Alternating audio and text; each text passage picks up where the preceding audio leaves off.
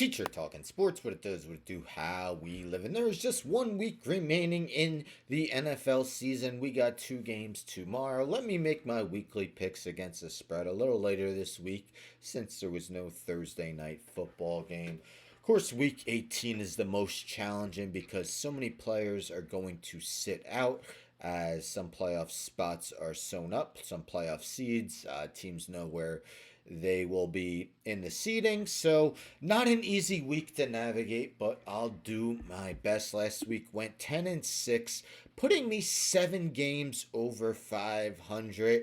So, knock on wood that I have a good enough week to stay over 500. Last year, finished over 30 games over 500. Not going to happen this year. But let's hope I end strong again. It's just such a mighty challenging week to go for because, as I mentioned, so many key guys sitting out. So some spreads definitely look wonky. Let's take a look. So we got our 2 Saturday games, first 2 games listed. I believe this is the biggest spread of the entire season. The Browns are underdog by 19 and a half points at the Ravens. Of course, the Ravens win. They win the AFC North. Definitely mismatch. The Browns are starting Bailey Zappi. A lot of people probably didn't even realize he was on the Browns. I just think guys like Myles Garrett have too much pride to let the season end on such a sour note. Of course, I'm not saying the Browns are going to win. I'll just pick them to cover. Bengals must win game, and then they need help after that. To reach the postseason. Been one of the hotter teams in the league. Unfortunately, might be a little too late. The Steelers, if the Ravens were to somehow lose to the Browns, Steelers win. They win the AFC North. I'm not expecting the Ravens to lose. Bengals keep their playoff hopes alive, and Burrow gets another game with at least 3 touchdown passes. Difficult game here. Derek Carr, I don't think he's been officially considered out, but it spreads just a little too big in my eyes.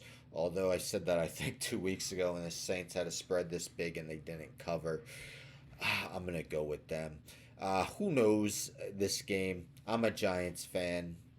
They ruined their chance at the first overall pick in all likelihood by winning last week. Of course, the Eagles, Saquon Barkley, 101 rushing yards away from breaking the NFL record, but he's going to sit out because the Eagles already have the second seed in the NFC wrapped up. Probably starting Tanner McKee. Difficult game to pick. I'm going to go with the Eagles to win. I just think the Bears, Caleb Williams, ends on a high note. I'm not saying the Bears are going to win. They haven't been winning. They've had a lot of close games of late, although last week wasn't one of their better performances, although they did just lose 6-3, so it was close. I think the Packers win, but the Bears keep it somewhat competitive. Josh Allen, likely just starting to keep his consecutive start streak alive. The Bills also have the second seed sewn up in the AFC. Patriots, though, one of the worst teams. Not sure if Drake May is playing.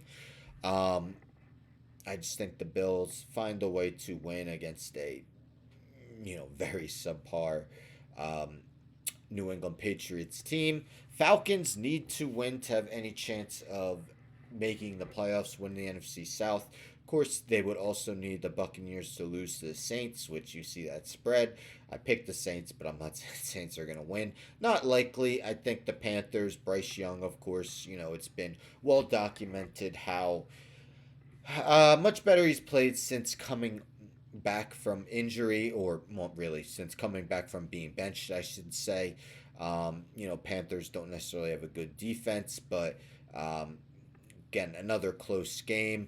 Cowboys, Commanders can move up to, I believe, the 6 seed, maybe the 5.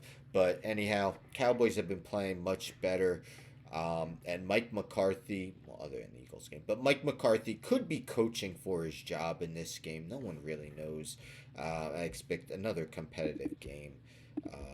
Here's the rest of the schedule.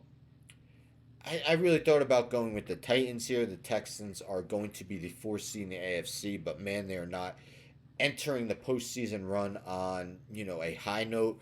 I think they try to build some momentum against a Titans team that's been out of the postseason race for quite some time. Um, Anthony Richardson has been saying how he could barely walk due to his back injury. I don't think he's been confirmed out, but I'm going to guess Flacco starts as a Giants fan if they're watching that Colts game against the Giants.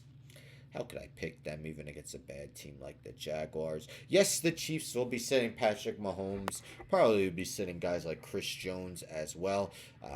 At 15-1, they are the top seed in the AFC. Broncos, if they win, they are in the playoffs. If they lose, they would need both the Dolphins and Bengals to lose. So I just think that Carson Wentz a decent enough backup where he can at least keep the game close. Um, Chargers, if the Steelers were to lose, can move up to that 5 seed, and that would be huge because, I'm picking the Steelers to lose. So I think it's going to be an important game for the Chargers. Being that fifth seed would put you against the Texans rather than the Ravens in the opening week of playoff football. I don't think I got to talk in depth on why. The Chargers would rather play the Texans than the Ravens. So Raiders, yes, 2 wins in a row, but this game basically a pick 'em, and I think it's the first time. So I do DraftKings Sportsbook for my spreads, and these are via I should have said 3:30 p.m. Eastern Time, January 3rd. I think this is the first time I saw a half-point spread. So basically a pick 'em, looking like Tyler Huntley will get the start. So again, same time as the Broncos game, so the Dolphins will not be aware if they will be eliminated from postseason action. Even if the Bengals win, they are not eliminated because the Dolphins win, Broncos lose, the Dolphins are in. So, without knowing if they are eliminated, I think the Dolphins play well enough to beat the Jets. Um, think Jimmy Garoppolo is a good enough backup to keep this game close against the Seahawks. The Rams, via I think, strength of schedule tiebreaker, have officially won the NFC West, even though they're a game up on the Seahawks. So Seahawks could have the same record, but due to that tiebreaker, the Rams would win the division. And I'm actually going to take. I haven't made my FanDuel picks, but I'm going to take Blake Corum. I doubt he's too expensive, and I think he was a touchdown machine at Michigan. 49ers will be without um, Brock Purdy. Forgot his name for a second. But Joshua Dobbs will be getting the start. Of course, a former Cardinal quarterback. Um, you know, might play, uh, perform well against this former team. Cardinals, of course, eliminated as well. And the game of the week, Sunday night football, no Monday night game. Winner is the top seed in the NFC, thus get a bye in the opening round of the postseason. I honestly would pick the home team to win, and the Lions are the home team. Yes, they have, a boatload of injuries on the defensive side of the ball, but I think Jared Goff does enough, although the Vikings haven't lost in forever. Very tough game to pick. And, like I said, week 18, always a challenge to pick because some of those spreads are absolutely crazy. And for early in the season, wouldn't be the case. But again, so many guys will be sitting out. But yeah, let's hope I do good enough with my picks. Let me know in the comments who you like, who are some of your best bets. Anyhow, don't forget to subscribe. Tell a friend, tell a friend, tell a friend to subscribe. Like the video, share the video, hit the bell for notifications. I'm out.